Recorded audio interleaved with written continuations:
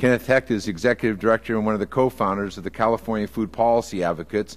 The mission of the California Food Policy Advocates, California's statewide nutrition policy and advocacy organization, is to improve the health and well-being of low-income Californians by increasing their access to nutritious and affordable foods. My name is Ken Hecht, and I'm with California Food Policy Advocates, a nonprofit statewide nutrition policy and advocacy organization. I want to tell you about research we've done on the impact that the federal commodities have on the nutrition quality of school meals. Why look at commodities or school meals? Because our children are in the grip of an obesity epidemic that threatens their health, well-being, and longevity. 1/3 of our kids are obese or overweight, and the number is growing. We have to take steps to change the environment in which this is happening, and school meals give us one such opportunity. In California, over 3 million children, half the state's school enrollment, eat a USDA reimbursed lunch every day. 1/3 that number eat breakfast at school.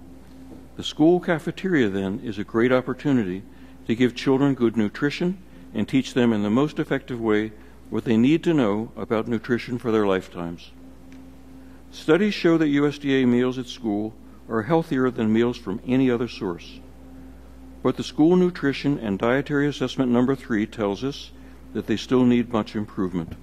A minority of schools is serving meals that meet all the current USDA standards, and the standards are years behind the schedule Congress assigned in being aligned with the 2005 Dietary Guidelines for Americans. In fact, at the present pace, the 2010 guidelines will be published before USDA aligns the meal standards to the 2005 Dietary Guidelines. So our study of commodities, under a grant from Robert Wood Johnson Foundation and together with Samuels and Associates, aimed to see whether commodities contribute to nutrition quality in school meals. Commodities have reached a level of about $1 billion a year and represent about 1/5 of the food on the plate. Over the years since the mid-90s, USDA has improved the nutrition quality of commodities, dropped some items like shortening, added some like whole grains and fresh fruits and vegetables, and modified numerous items, leaner ground beef, more low-fat cheese. But the problem is that the school districts persist in selecting mainly meat and cheese. About 82% of the commodities ordered by our districts are for meat and cheese. Fruit and vegetables amount to only 13%, and much of that is for potatoes. A second problem may be with the processors who, our study found, handle more than half the commodity foods that USDA earmarks for California schools. This is a likely source of the fat, saturated fat, and sodium and sugar that SNDA3 found to be in school food and which has been incriminated as a contributor to the obesity epidemic. As far as we can determine, USDA does not exercise oversight of processors in terms of nutrition quality. We urge the committee to examine the role of processors with regard to nutrition quality as well as food safety. School districts feel compelled to order meat and cheese because they want to make the food as appealing as possible, which many think means replicating fast food.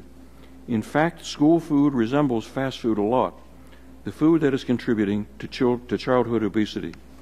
Because it is thought that this is the only way to get participation high, and it needs to be high to keep the cafeteria in the black. Our observations are to the contrary. If kids are given good, healthy food, they like it and they buy it. What are some solutions?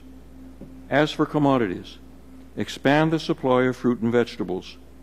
But the Department of Defense Fresh program may be disappearing, and it never has been very large to begin with. One idea is to add school breakfast as a basis for accumulating entitlement dollars, just as with lunch. The new credit could be earmarked for fresh fruit and for school breakfast. A pilot program in California has done just that and been evaluated with flying colors. Provide one-time grants to districts to buy refrigerators and freezers they need to store fruit and vegetables.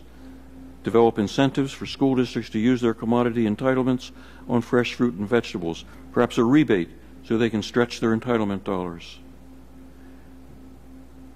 One of the things that needs to be changed in addition to food quality is participation.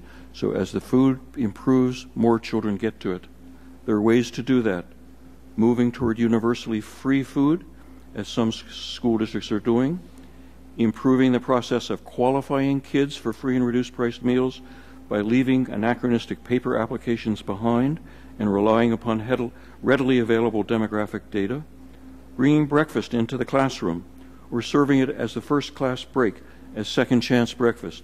There's a lot of experience across the nation that shows that bringing breakfast into the school day makes participation soar. The result can be more kids eating better meals, learning good nutrition skills for their lifetime, and starting to slow and reverse the obesity epidemic. Thank you.